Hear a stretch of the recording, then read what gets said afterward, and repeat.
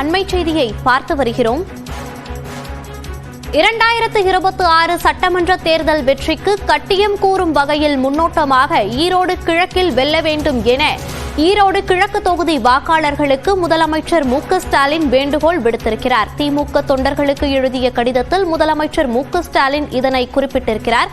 இது குறித்த கூடுதல் விவரங்களோடு இணைகிறார் நமது செய்தியாளர் கோகுல். விவரங்களை பதிவு பண்ணலாம். ஈரோடு கிழக்கு தொகுதி இடைத்தேர்தல் தொடர்பாக முதலமைச்சர் மு.க.ஸ்டாலின் தற்பொழுது தொண்டர்களுக்கு ஒரு மடல் எழுதியிருக்கிறார். இந்த தேர்தலானது ஈரோடு கிழக்கு சட்டமன்ற தொகுதி இடைத்தேர்தல் என்பது எதிர்பாராத வகையிலும் மனதிலும் பெரும் சுமையுடன் எதிர்கொள்ள வேண்டிய களமாக அமைந்து விட்டதாக குறிப்பிட்டிருக்கிறார்.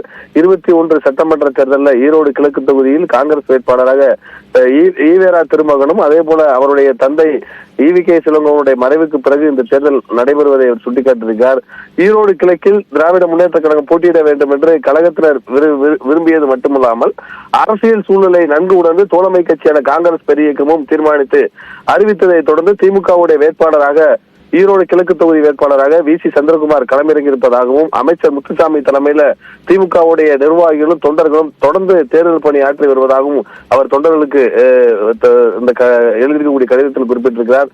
உங்களில் ஒருவனான எனது தலைமையிலான திராவிட மாடல் ஆட்சியில் ஈரோடு மாவட்டத்தில் நலன் சார்ந்த பல திட்டங்கள் நிறைவேற்றப்பட்டிருப்பதாக ஈரோடு மாவட்டத்திலும் ஈரோடு கிழக்கு சட்டமன்ற தொகுதியிலும் நிறைவேற்றப்படக்கூடிய திட்டங்கள் குறித்து தொடர்ந்து முதலமைச்சர் அந்த கடிதத்தில் குறிப்பிட்டிருக்கிறார்.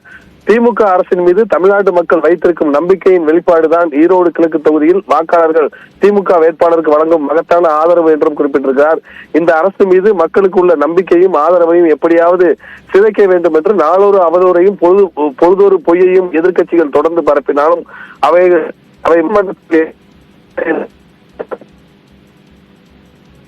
விவரங்களை பதிவு செய்தமைக்கு நன்றி கோகுல்.